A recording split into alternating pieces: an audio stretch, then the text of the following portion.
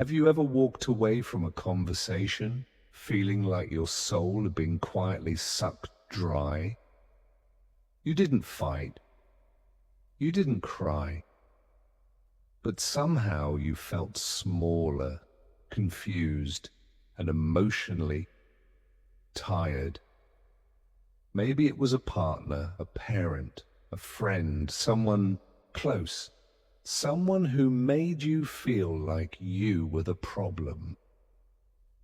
Even though deep down, something inside whispered, "This isn't right." It's that invisible form of emotional abuse, the kind that doesn't leave bruises but leaves you questioning your worth, your judgment, even your reality. You start wondering, am I too sensitive? Why am I always apologizing? Is it me, or are they twisting everything I say? Sound familiar? If so, you are not alone, and more importantly, you are not crazy. You've just been dealing with something few people talk about, but many silently suffer through: toxic people. They can be charming, persuasive, and emotionally addictive, but under the surface, they manipulate, guilt trip, and twist your words into weapons. They don't just take your time, they take your peace, and that ends today. Because in this video, we're going to walk together through 13 powerful ways to deal with toxic people, using one of the most grounded, proven mindsets ever created: Stoicism. This isn't about philosophy, lectures, or ancient scrolls. It's about real, practical tools to help you set unshakable boundaries, reclaim your energy, respond with clarity, not emotion, and most importantly, take back yourself. You see, the Stoics, men like Marcus Aurelius and Epictetus, lived in brutal times: wars, betrayals, political games, public scrutiny. But instead of collapsing under the chaos, they developed strategies to stay calm, resilient, and powerful, no matter what people threw at them. And what they taught, it works just as well in today's emotionally chaotic world. Because the truth is, emotional warfare didn't end in ancient Rome. It's alive in your living room, in your texts, in those moments where someone uses love as leverage and kindness as currency. Whether it's a manipulative friend, a controlling boss, or a gaslighting ex, this video will show you how to deal with them like a Stoic. Not with anger, not with bitterness, but with bold, grounded strength. Let's be clear. This isn't about becoming emotionally numb or distant. It's about learning how to guard your inner peace, like your life depends on it. Because in a way, it does.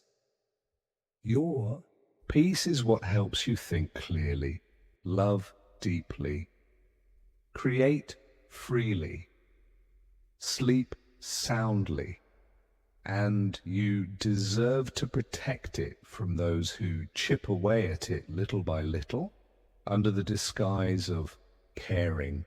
So here's what we'll do. We're going to break down 13 specific, proven strategies based on Stoic principles, each one tailored to help you recognize, respond to, and recover from toxic dynamics. Things like spotting manipulation, early responding with calm, not chaos, saying no without guilt, becoming emotionally unshakable, and knowing exactly when it's time to walk away for good. We'll start with subtle signs, like those innocent jokes that actually hurt. will move through boundaries that hold like steel. And by the end, you'll have an emotional game plan that protects your mind, your heart, and your future. But before we begin, I need you to understand one thing. You are not too much. You are not too sensitive. And you are not responsible for someone else's inability to treat you with kindness. You are not the fixer. You are not the emotional sponge. You are not the one who has to keep bending just to make things work. Your value isn't determined by how much you can tolerate. It's measured by how deeply you protect your peace. So if you've ever been in a relationship, romantic, familial, or even professional, where the other person takes more than they give, where your emotions are used against you, where every day feels like walking through fog, this video is your lighthouse. Let's begin the journey out of confusion and into clarity, out of emotional survival and into emotional strength. This is more than a video. This is the beginning of your comeback, because toxic people don't get to write your story. You do. Let's begin. Recognize toxic behavior. Toxic people don't always show up in your life wearing warning labels. In fact, they often come wrapped in charm, warmth, or even love. They tell you they care. They say they're doing this for your own good. They wrap control in concern and manipulation in affection. But the effects? Always the same. You feel smaller, less confident, less sure of your own truth. It usually starts slowly. You don't even realize it's happening. One day they correct your memory. That's not what happened. The next, they dismiss your feelings. You're too emotional. Then they shift blame. If you hadn't done that, I wouldn't have reacted this way. At first, you explain. Then you start apologizing for things you didn't even do. Eventually, you start wondering, am I the problem? Let me be clear. That's not healthy self-reflection. That's emotional erosion. You're not losing touch with reality. You're being trained to distrust it. That's what toxic behavior does. It breaks you down in small, invisible ways. It's not one big moment of betrayal. It's 1,000 tiny cuts to your self-esteem. So how do you recognize it? Start by asking yourself, do I feel emotionally drained after spending time with this person? Do I find myself constantly justifying their behavior to others or to myself? Do I feel like I'm walking on eggshells trying not to trigger something? If the answer is yes, then pause. That's your wake-up call. Toxic behavior isn't always loud. Sometimes it's wrapped in jokes that sting. Sometimes it's in the way they flip every situation to make themselves the victim. Sometimes it's in how they punish you, not with fists, but with silence. And the longer you stay, the more normal it starts to feel. But don't confuse familiar with healthy. Naming the behavior is the first step toward taking your power back. If someone consistently makes you feel anxious, guilty, or not enough, it's not love, it's not friendship, it's control. And once you recognize the pattern, you can stop participating in it. Understand it's not about you. Here's something toxic. People hope you never figure out. Their behavior isn't about you. It's about them, I know. On the surface, it feels personal. They criticize your choices. They roll their eyes when you speak. They accuse you of things you didn't do. It feels like you must be the issue. But the truth is, they treat anyone the same way. Why? Because their behavior isn't a response to who you are. It's a reflection of what they're carrying. Toxic people are often insecure, angry, or emotionally immature. But instead of facing those feelings, they deflect them onto you. When they feel inadequate, they attack your confidence. When they feel lonely, they guilt you for having boundaries. When they feel out of control, they manipulate to regain power. It has nothing to do with your worth. It has everything to do with their wounds. And the more you internalize their behavior, the more they win. Because now, you're not just dealing with their chaos, you're turning it against yourself. That's how toxicity spreads. So here's what Stoicism teaches us. You don't control what others say or do. You only control how you respond and how much space you give them in your mind. Next time a toxic person lashes out, try this.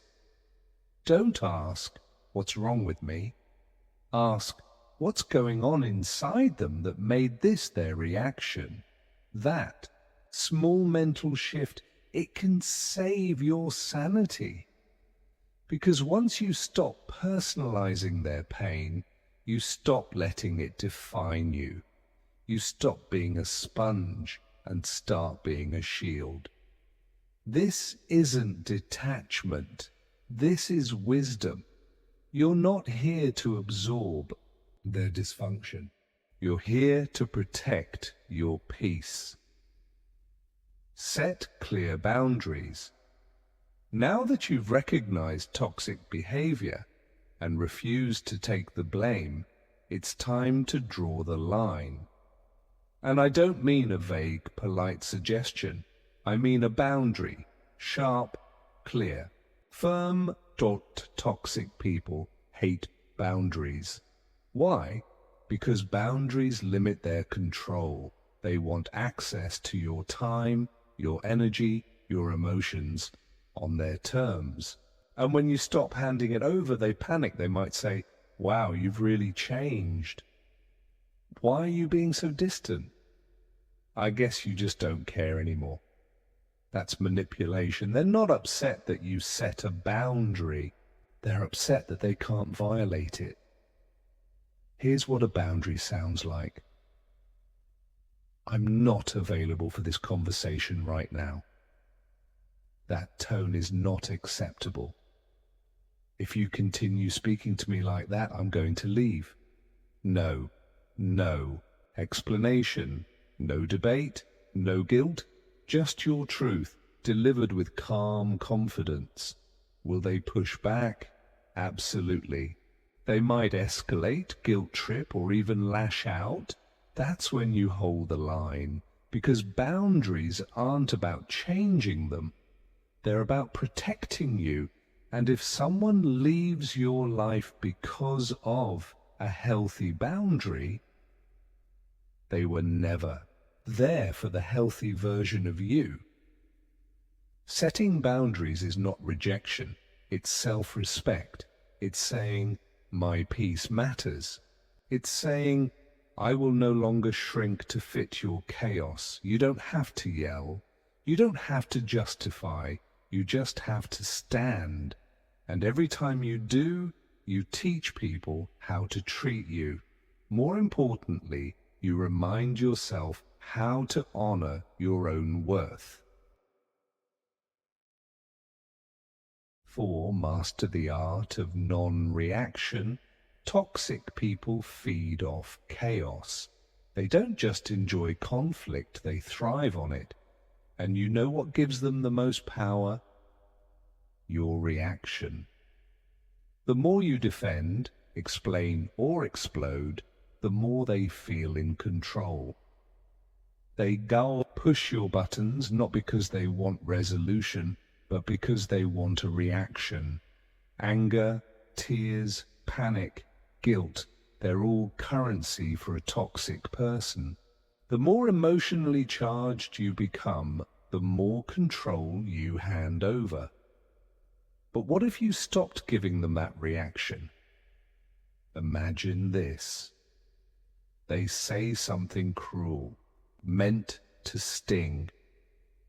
Your usual instinct is to snap back, defend yourself, or crumble, but instead, you pause, you take a breath. You feel your emotions rise, but you don't give them the satisfaction. You calmly say, "I hear you," or maybe just, "Okay." And then you move on. That's not passivity. That's mastery. Stoicism teaches us we suffer more in imagination than in reality. And often it's our reaction that creates the real pain, not the event itself. Practicing non-reaction doesn't mean you're ignoring injustice. It means you're refusing to be manipulated by it. You're saying, "You don't get to hijack my peace." It's like building a moat around your mind. Sure, they can throw stones, but you're no longer standing in reach. You've created emotional space, and in that space, you win. Here's a truth. Toxic people cannot survive without fuel. So stop lighting the fire every time you choose silence over shouting, grounding over guilt, stillness over storm. You take back your power. Use the grey rock method. Now let's talk about one of the most effective tools ever used against emotional manipulators, the grey rock method. What is it? It means becoming as boring, unemotional, and uninteresting as a literal grey rock. No sparkle, no drama, no emotional energy for them to feed on. Why does this work? Because toxic people crave emotional stimulation. They don't want peace, they want reaction. So when you give them nothing, they lose interest. Let's break it down.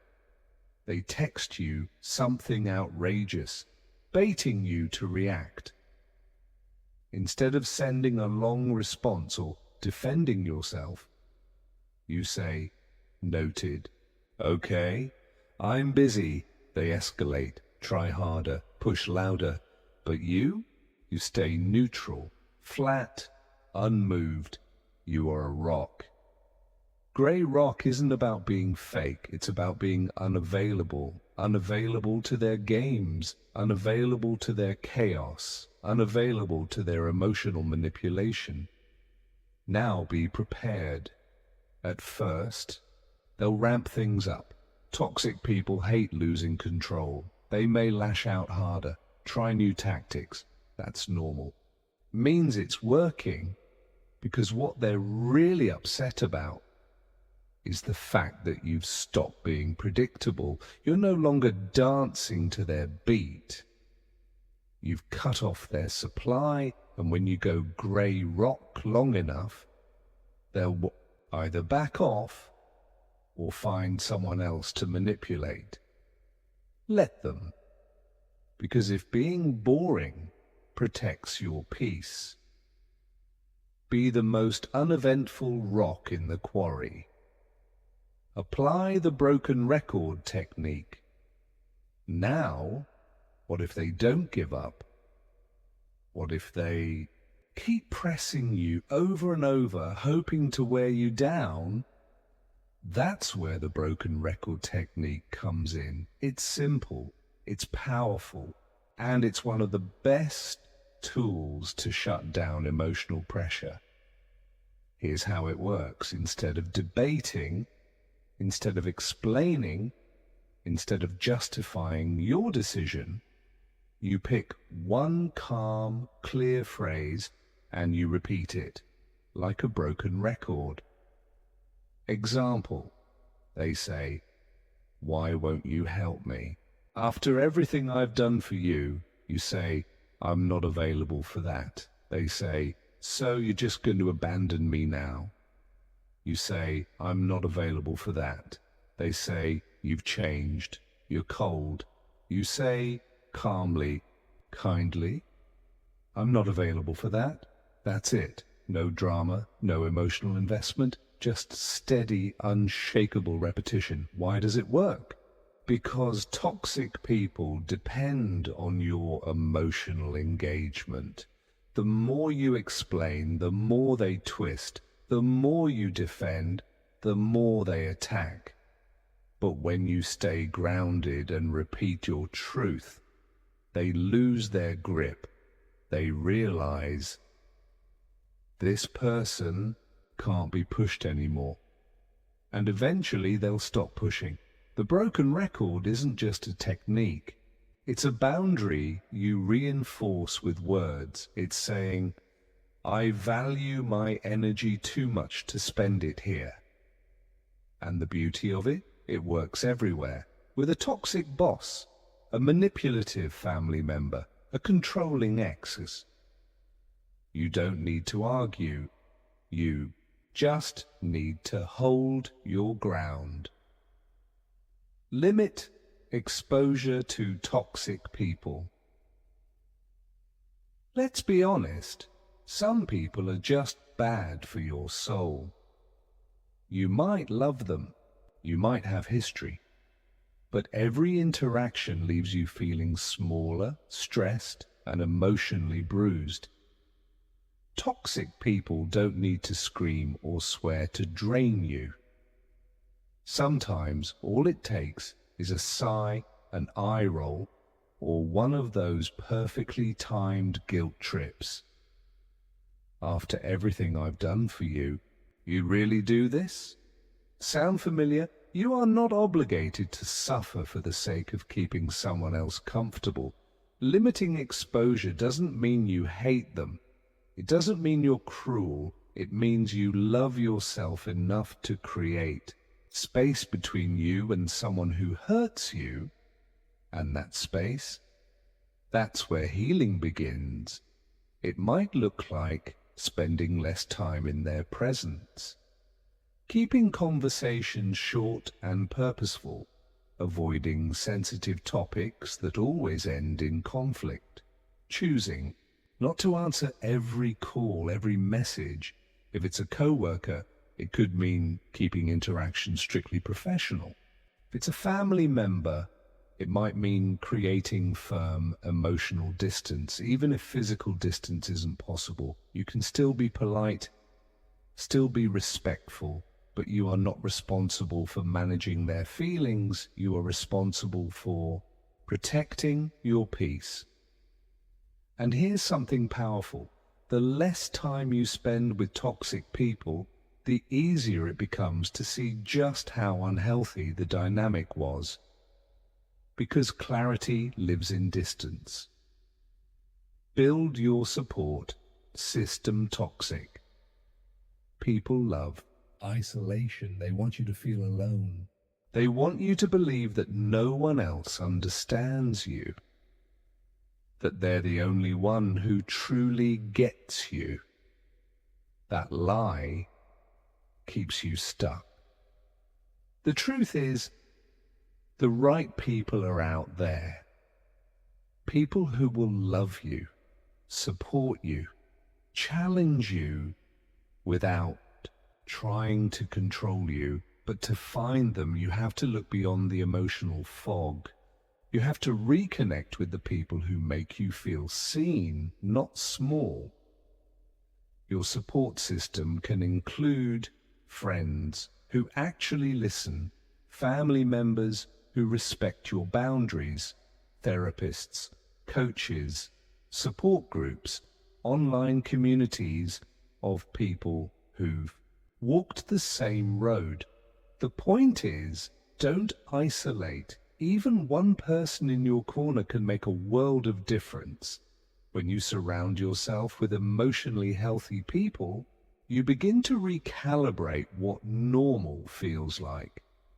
You start to realize respect doesn't have to be earned through suffering. Love doesn't manipulate or guilt you. Support doesn't come with conditions. Rebuild your circle.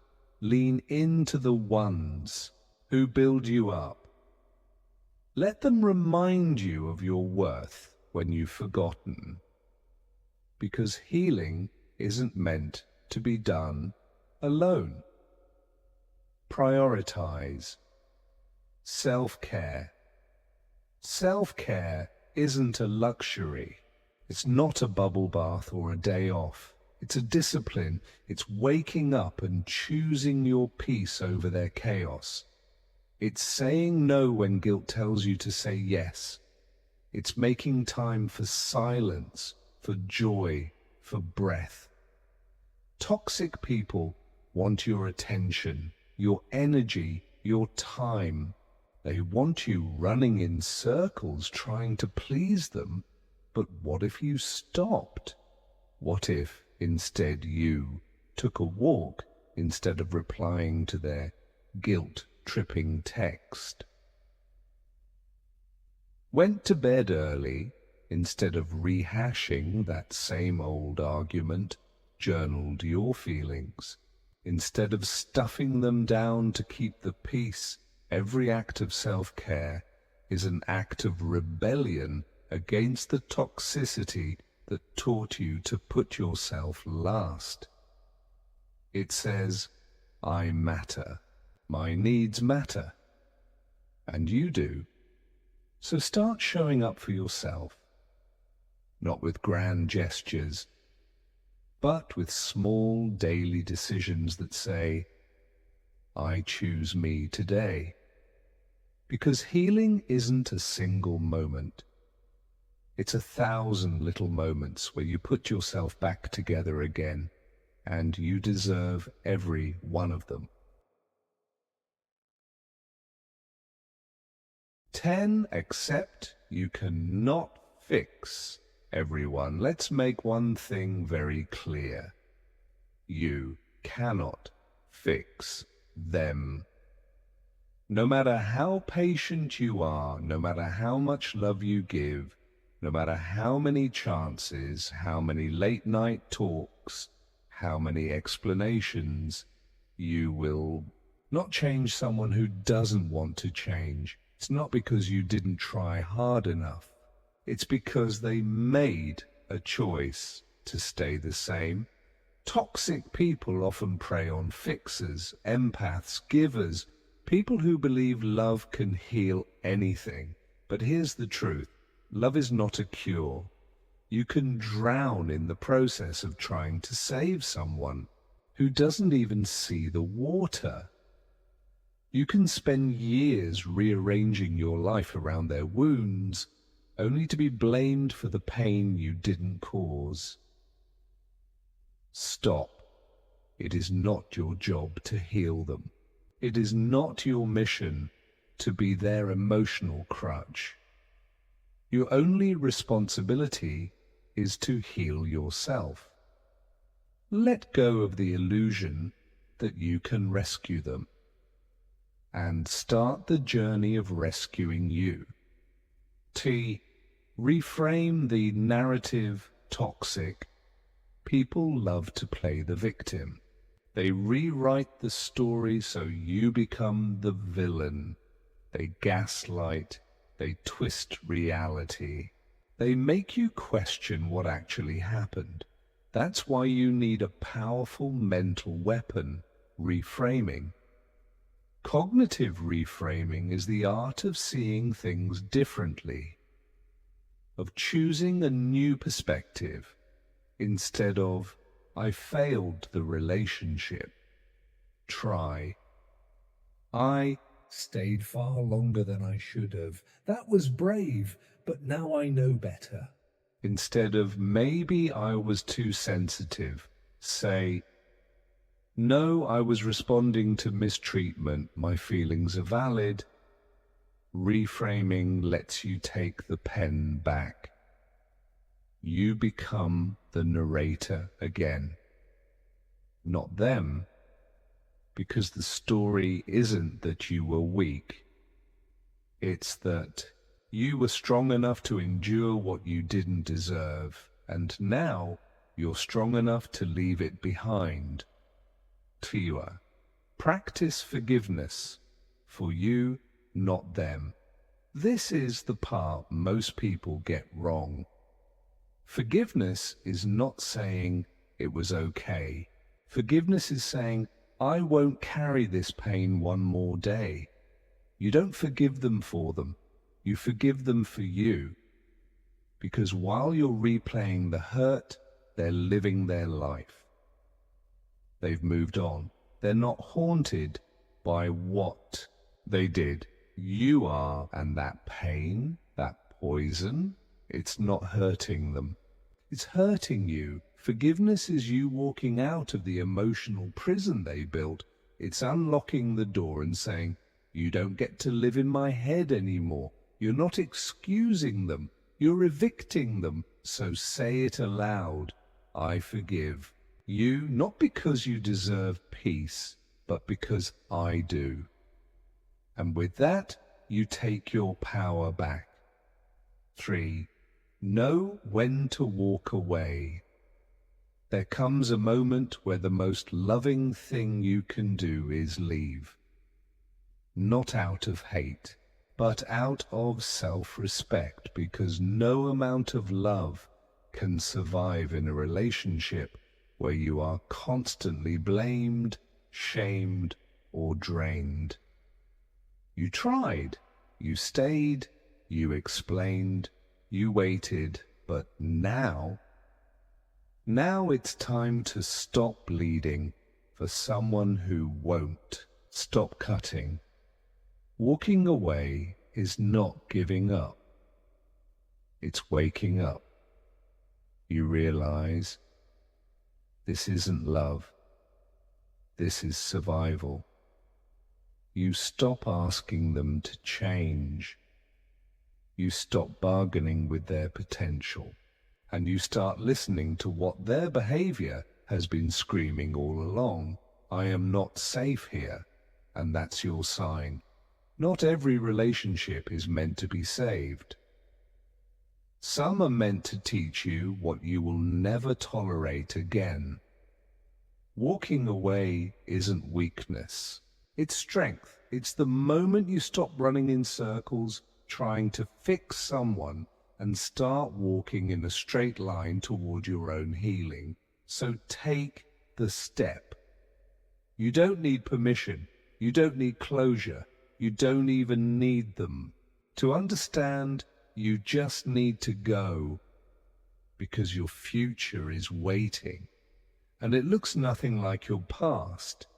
You made it to the end. You faced hard truths. You explored painful patterns. You learned tools to reclaim your emotional freedom. Now what? Now you begin. Begin to trust your gut again. Begin to speak up when something doesn't feel right. Begin to say no without guilt. Begin to put yourself first, not out of selfishness, but out of survival. You are no longer who you were at the beginning of this video. You're stronger, wiser, more grounded. You are no longer trying to survive toxic love. You are building something better. So tell me, what was your turning point? The moment you knew it was time to protect your peace. Share it in the comments. Your story might be exactly what someone else needs to find their voice. And if this video helped you, subscribe, join the community, and keep growing with us. We're building a tribe of emotional warriors, of boundary setters, truth speakers, peace protectors. Together we rise, and from here on out, your peace is not up for negotiation.